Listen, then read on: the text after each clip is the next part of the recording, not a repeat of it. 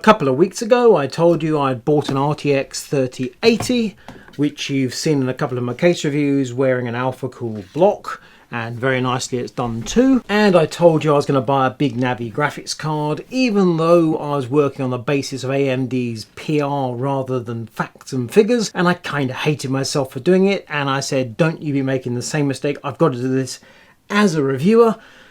And here it is. I had a slight advantage over many members of the buying public because I was able to watch Dominic's video on the morning of the release. In the UK, the reviews went live at 2 PM.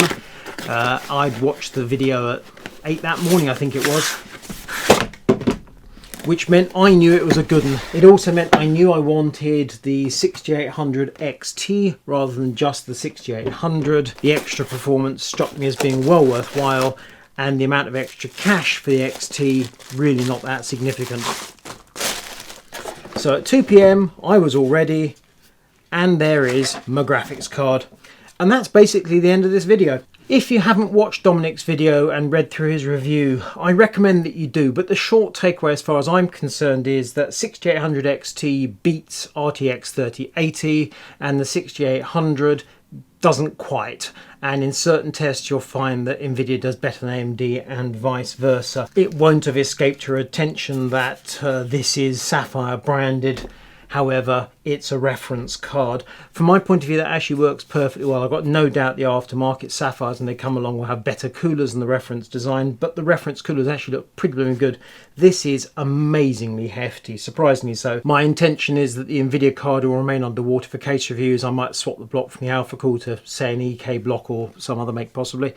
But that's going to be my liquid cooled card. This is likely to remain air cooled for other reviews. So we'll see how that one goes. I don't at the moment intend to rip off this cooler, but if I do, having a reference design makes life so much easier because block, go on, no problems. When you have aftermarket designs, it can get a bit tricky. It does seem that with Big Navi, the designs of the PCBs are going to be fairly consistent, so that's good news. I had a conversation with Luke about the rights and wrongs of ordering products before you've seen reviews. As I said previously, I'm in a slightly different position to the regular buying public because I want this for work. So provided it's not total trash, I was going to buy it, and provided it wasn't, horribly expensive, but we knew the pricing already, so that wasn't too much of a nasty shock. Nonetheless, I'm still not going to buy an RTX 3090. That's just all there is to it. So Big Navi, I'm happy I've got it, I'm good to go. But the idea that reviews go live at 2 PM on a given day just as products also go on sale, the first tranche of products was sold out in a matter of moments. You may not have even seen stock at your local e-tailer. I understand in America that some of the stores had physical hardware. They weren't doing online sales because they knew they'd sell out. I've got every faith that AMD will have more stock of Big Navi over the coming few months than Nvidia will of the RTX 3000 series. But nonetheless, that doesn't help you in the here and the now.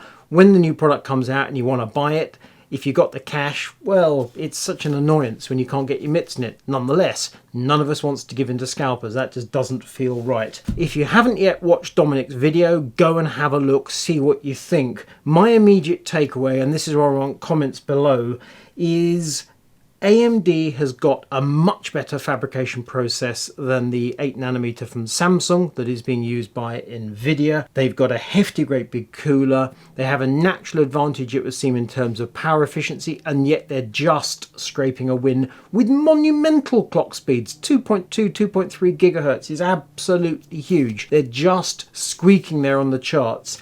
AMD's done really good work with Big Navi, but the fact of the matter is they're just about level pegging with Nvidia.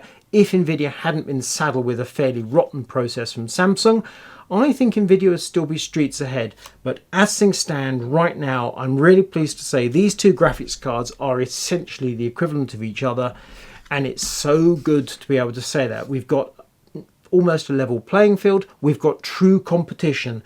It's been a hell of a long time coming. This bodes well for PC gamers over the next certainly 6 months, maybe even a year. Excellent news. Looking forward to seeing what goodness comes with further driver releases. Here's the takeaway. I bought the graphics cards I told you I was going to buy.